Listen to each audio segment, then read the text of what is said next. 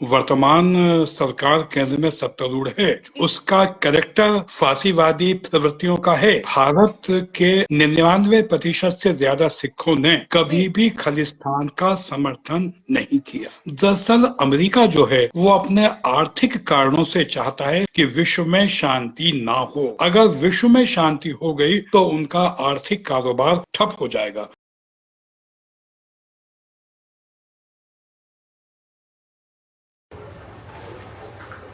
नमस्कार दर्शकों, मैं अपर्णा वत्स आप तमाम दर्शकों का तहे दिल से स्वागत करती हूँ हमारे चैनल आपका न्यूज में। और आज जिस मुद्दे पर हम बात करने वाले हैं वो है कनाडा वर्सेस भारत की कंट्रोवर्सी। जी हाँ, बहुत बड़ा ये रिश्तों में विवाद अचानक से सामने निकल कर आ गया है कनाडा और भारत के बीच में। और पिछले कुछ दिनों से लगातार कनाडा के जो प्रधानमंत्री हैं जस्टिन ट्रूडो, उन्होंने अपनी संसद में भी भारत के खिलाफ यह आरोप लगाया है कि भारतीय गवर्नमेंट ने कनाडा सॉइल पर यानी कि कनाडा की जमीन पर ही एक सिख सेपरेटिस्ट थे, खालिस्तानी सपोर्टर थे जिनका नाम था हरदीप सिंह निज्जर, उन्हें उनकी हत्या करवाई है। यानी कि भारतीय गवर्नमेंट पर उन्होंने आरोप लगाया है। और लगातार कनाडा और भारत के बीच में ये विवादों का सिलसिला तब से शुरू हो गया। भारत सरकार की ओर से भी फॉरेन मिनिस्ट्री का बयान आया है और जस्टिन ट्रूडो जो वहां के प्रधानमंत्री हैं, उनके दिए गए स्टेटमेंट को भारत सरकार ने पूरी तरीके से खारिज किया है। साथ ही साथ ये भी कहा है कि इस बात में कोई सच्चाई नहीं है, ये बात सरासर झूठ है और अब्सर्ड बताया है कनाडा के प्रधानमंत्री के दिए गए स्टेटमेंट को। तो ये बहुत बड़ा विवाद फिलहाल कनाडा और भारत में सामने निकल कर आ रहा है, क्योंकि हम सभी जानते हैं कनाडा जो है वो भारत के लिए कई तौर पर मायने रखता है। कनाडा भारत के लिए सिर्फ एक अलग देश नहीं है, बल्कि उन्हें कनाडा को ही मिनी पंजाब भी कहा जाता है, क्योंकि भारत से सबसे ज्यादा पंजाबी लोग वहीं जुड़ते हैं। और इस बहस में हमसे जो जुड़ेंगे, हम जिनसे बातें करने वाले हैं वो है शैलेंद्र शैली। उनका इंट्रोडक्शन मैं दूंगी, उससे पहले मैं आप तमाम दर्शकों को बता दूं कि आप हमारे वीडियो को ज्यादा से ज्यादा शेयर कर सकते हैं। हमारे चैनल को आप फॉलो करना ना भूलें, क्योंकि हम डेली लाइव आते हैं। नमस्कार सर, बहुत बहुत स्वागत है आपका हमारे चैनल में। मैं अपने तमाम दर्शकों को बता दूं, शैलेंद्र शैली जी जो कि राज्य सह सचिव हैं भारतीय कम्युनिस्ट पार्टी मध्य प्रदेश से, वो हमें आज ज्वाइन करने वाले हैं आपका न्यूज में, और उनसे बातें करेंगे कि ये जो नया नया विवाद छिड़ा है कनाडा और भारत के बीच, उस पर उनकी क्या राय है। साथ ही साथ हमारे जो तमाम दर्शक हैं जो जिनसे हम जुड़ रहे हैं, उनसे एक विनम्र विनती है कि नीचे कमेंट सेक्शन में अपनी राय जरूर देते रहें, वो क्या सोचते हैं।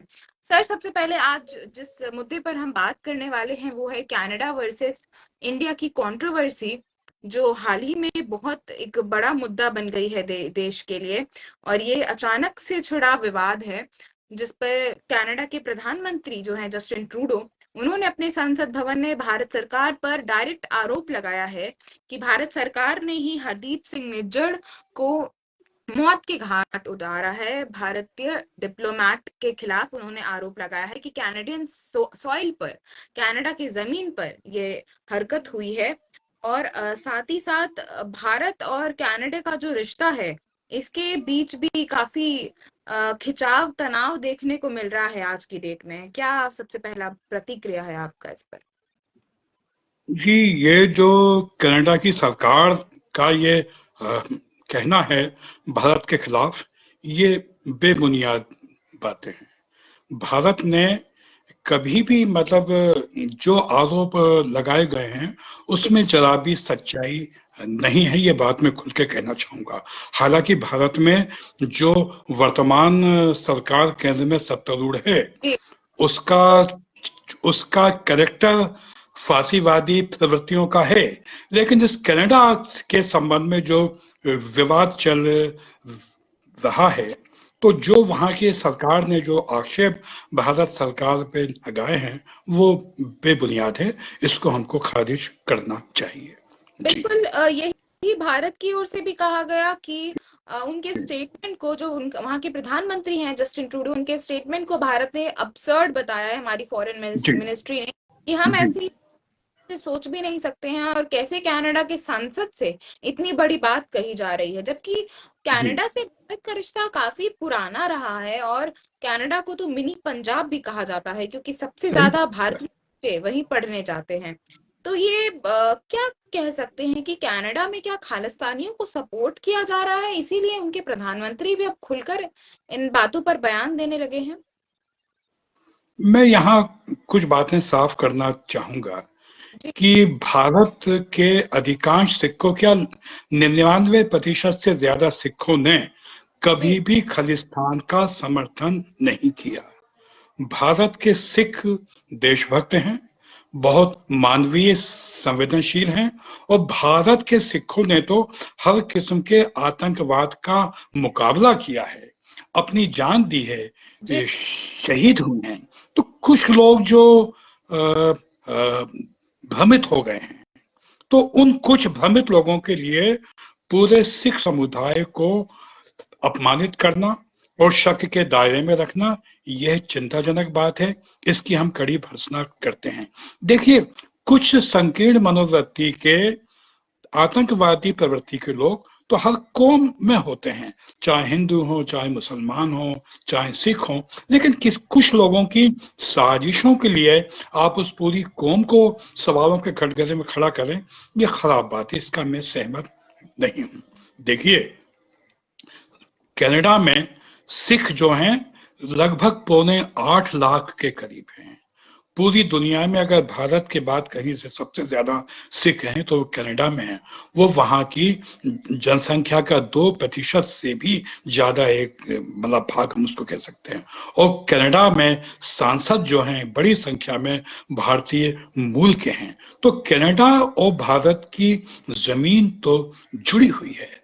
मुझे लगता है कि कनाडा में जो वर्तमान प्रधानमंत्री हैं, वो राजनीतिक कारणों से और खुद का जन समर्थन बढ़ाने के लिए वो संकीर्ण संकुचित आतंकवादी प्रवृत्तियों को प्रोत्साहित कर रहे हैं, ताकि उनके वो वोट बैंक में कुछ उसको फायदा उनको हो सके। ये उनकी संकीर्ण राजनीति है, लेकिन ये पूरी विश्व की शांति के लिए खतरनाक है। जी बिल्कुल।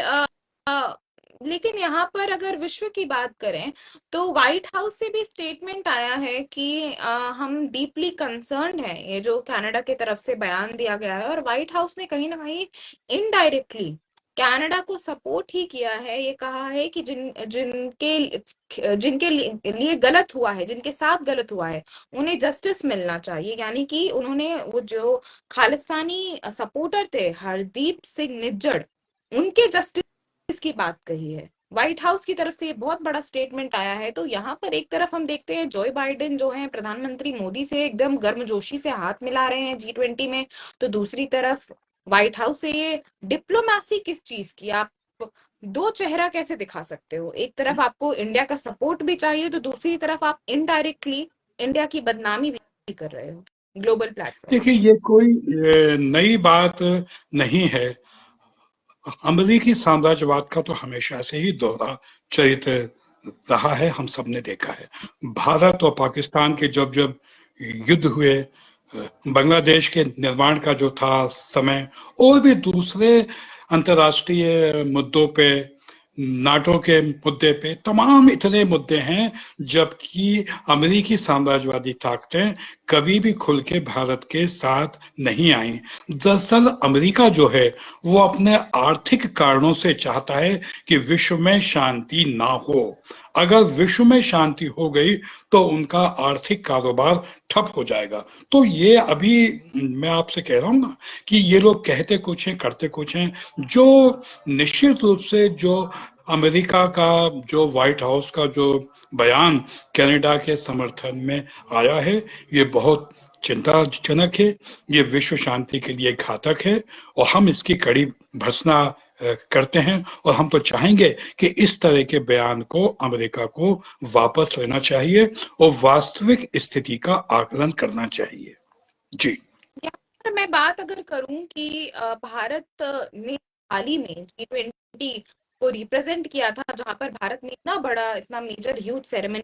तो दूसरी तरफ जब ऐसी घटनाएं हो जाती है, भारत बहुत उम्मीद रखता है दूसरे देशों से भी कि ऐसे लेवल पर भारत को भी वैसा ही सपोर्ट किया जाए, जैसे कि भारत से आप गर्मजोशी से आप देश में आके मिलते हो।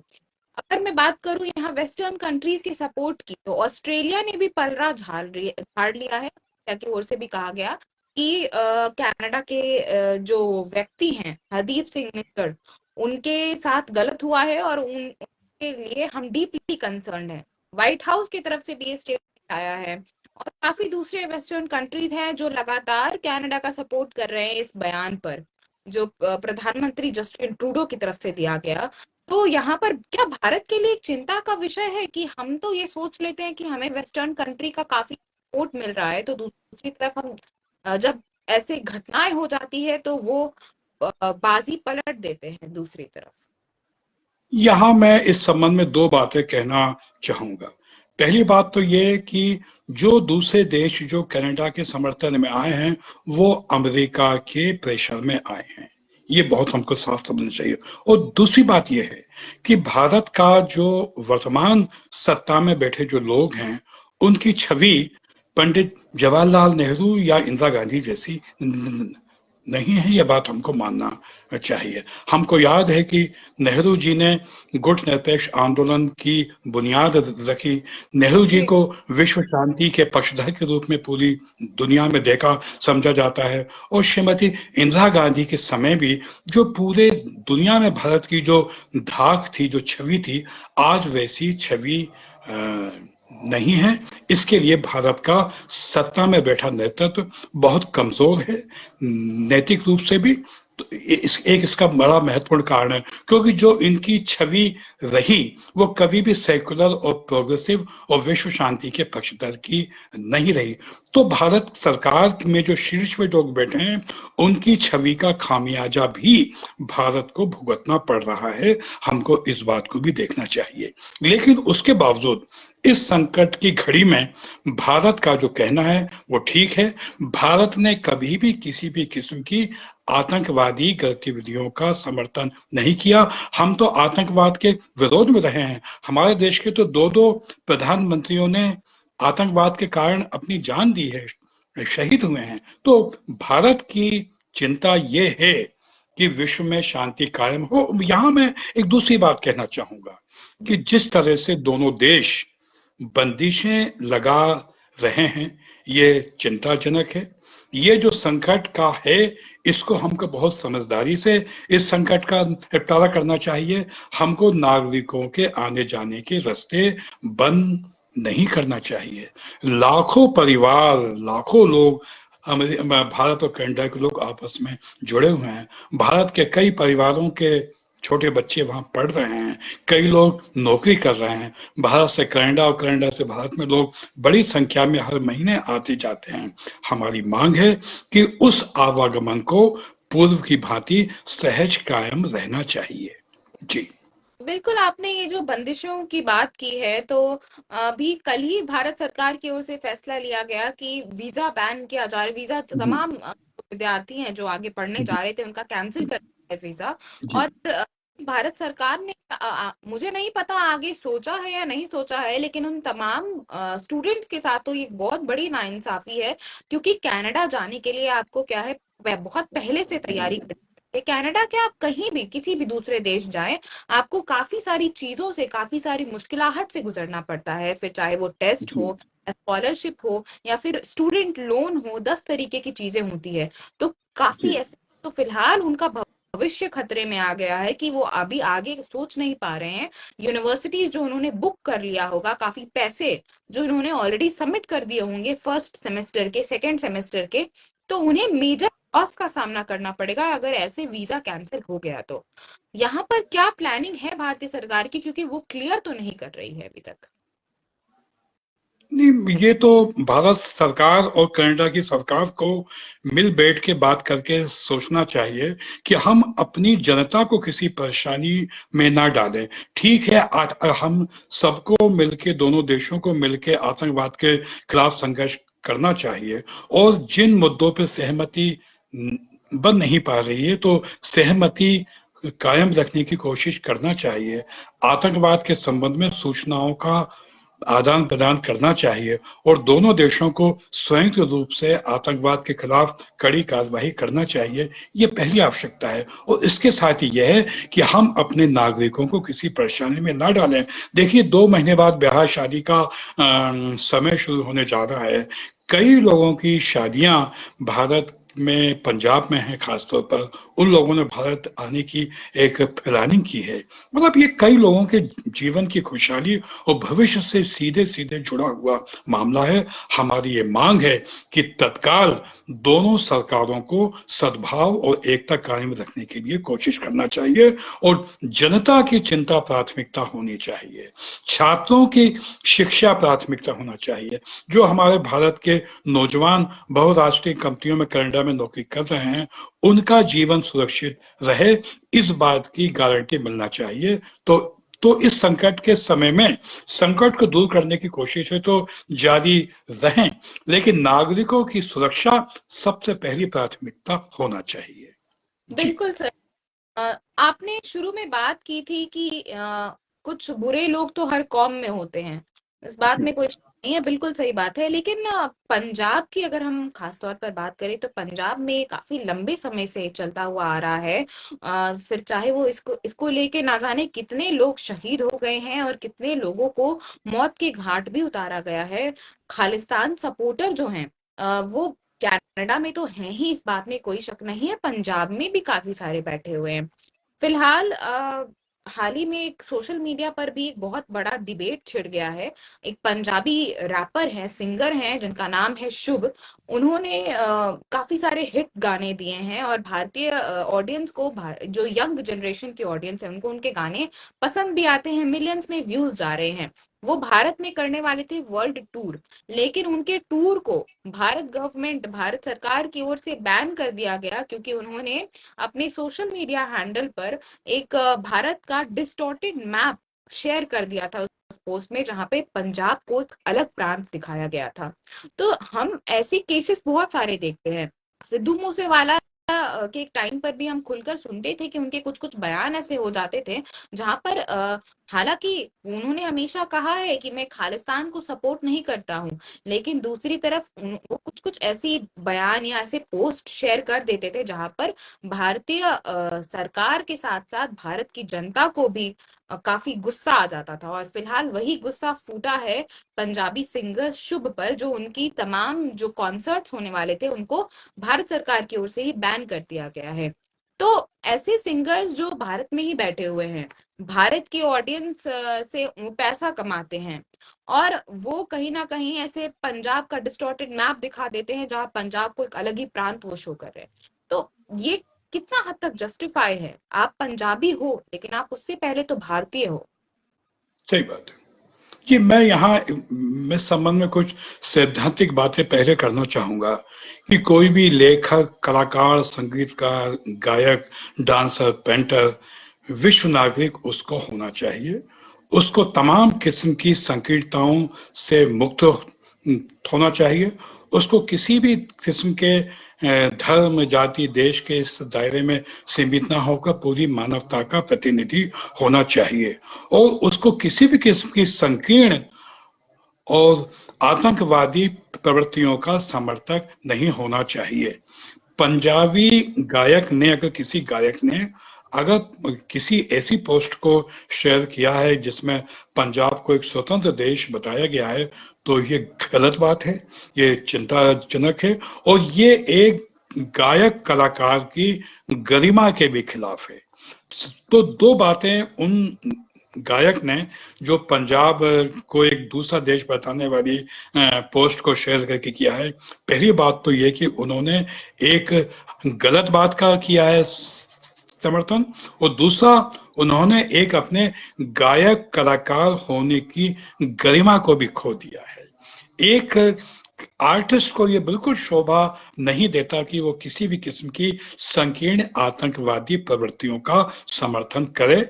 इसकी हम कड़ी भर्त्सना करते हैं, सबको इसकी कड़ी भर्त्सना करना चाहिए। और जब ऐसी कोई स्थिति आती है कि कोई अगर आर्टिस्ट किसी संकीर्ण प्रवृत्ति, आतंकवादी प्रवृत्ति को समर्थन अपना दे रहा है, तो फिलहाल तो तात्कालिक रूप से उसके कार्यक्रम रोकने की कार्यवाही एक स्वाभाविक प्रोसेस है, लेकिन लॉन्ग टर्म में हमको इस तरह की बातें ना हो, इस पे भी गंभीरता से प्रयास करना चाहिए।